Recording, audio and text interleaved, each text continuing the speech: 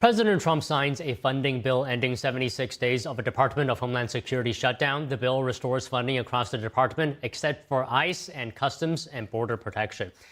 Federal employees who have been furloughed and who have gone without pay will be returning to work and receive back pay.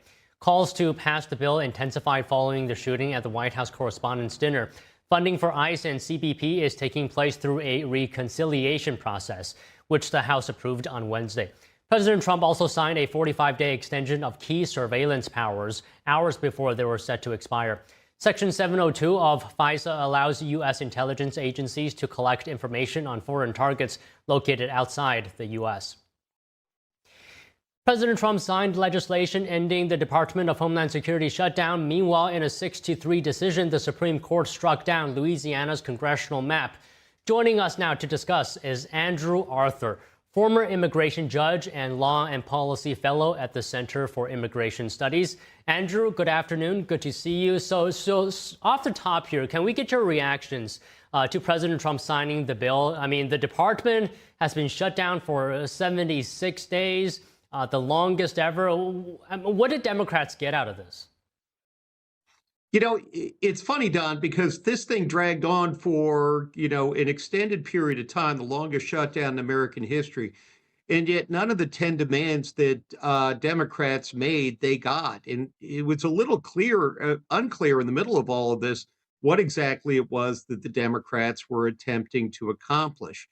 Now, there were a couple of things that were on the Democrat wish list, such as requiring ICE officers to wear identifying symbols, and requiring judicial warrants to enter private residences that border czar Tom Homan actually had agreed to 6 weeks ago, and yet it didn't move the needle at all.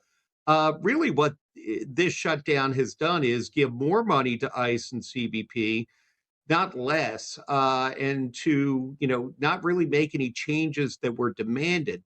But there is one key thing that this particular shutdown did do. It created a horrible precedent going forward as it relates not only to funding ICE and CBP, but to funding any agency of the federal government that the party in the minority doesn't like.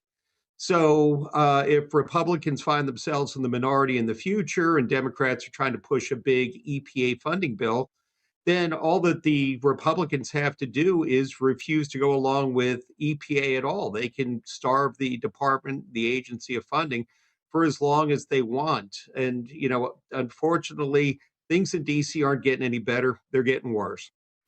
Yeah, not a very good precedent. Can you also talk to us about what has been the impact of this shutdown? It is the longest in history. So what were some of the things that we saw?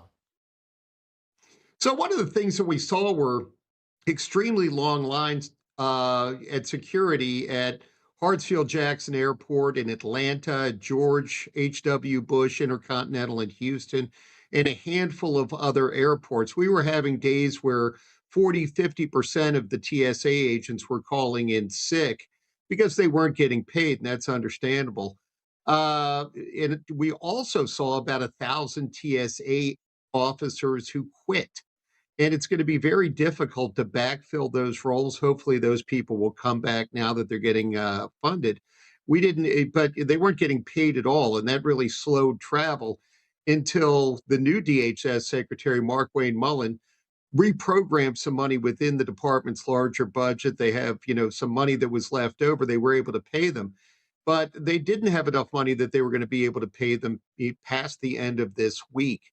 So it's a good thing that it reopened right now. We also saw Coast Guard officers who weren't getting paid, Secret Service agents who weren't getting paid, which is particularly salient point given the latest assassination attempt on President Trump. So, yeah, the whole idea behind creating this department was that we would put all the key Homeland Security aspects of the government into one department. Unfortunately, it's proven how vulnerable that has rendered that department to be.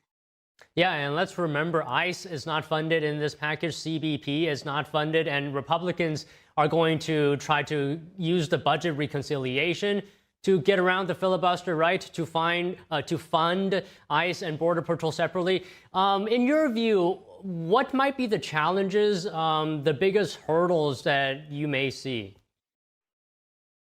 When it comes to reconciliation, it's a pretty straightforward process that can pass on a party line vote because Republicans have majorities in both houses of Congress. One of the things that you may see, though, Don, is an attempt to put other, wish list items on reconciliation. That'll slow it down because of something called the Byrd process.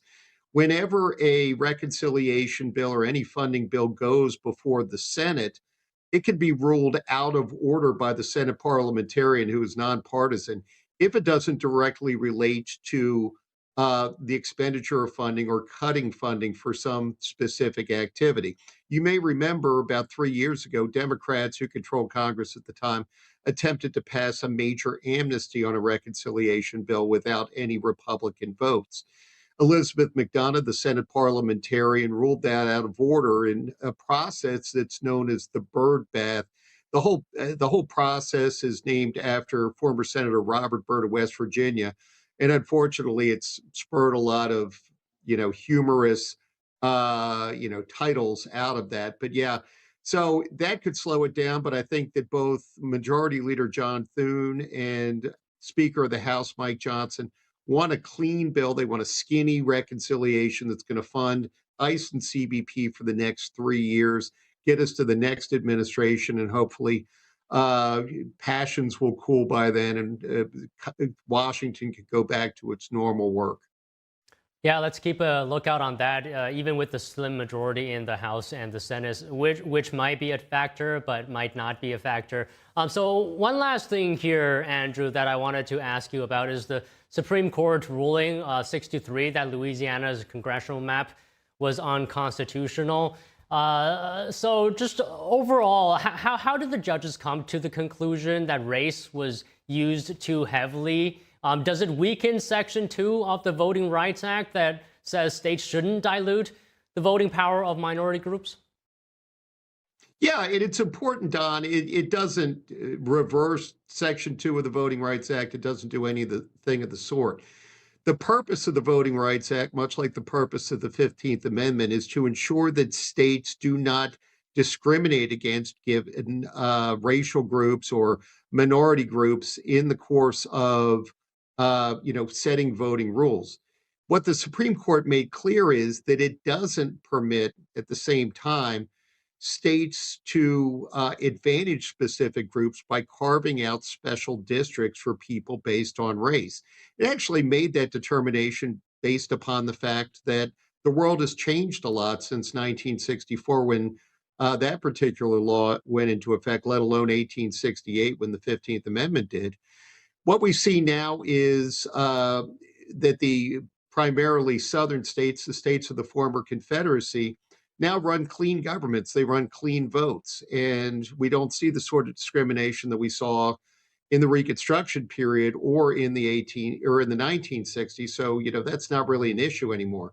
But the other point that they made was that the court has done everything that it can to get the inferior courts, the district and the circuit courts, out of the business of making decisions on political gerrymandering, partisan gerrymandering in the state. We may not like it. The American people don't like it. But it is one of those things that, unfortunately, our political system has led to. What various plaintiffs have attempted to do is get around that rule against, weighing in on partisan gerrymandering by repackaging it in terms of racial gerrymandering. And so that's really the part that the Supreme Court struck down, Justice Alito in the majority 6-3 opinion. And that's consistent with the Roberts Court's general position that it doesn't want the federal judiciary involved in political issues. It leaves those things to the political branches, both at the federal level and now at the state level. Well, all right, Andrew, you give some of the clearest explanations when it comes to legal issues. Really appreciate your time today. Thank you very much. Thank you, Don. I appreciate it. The Justice Department investigating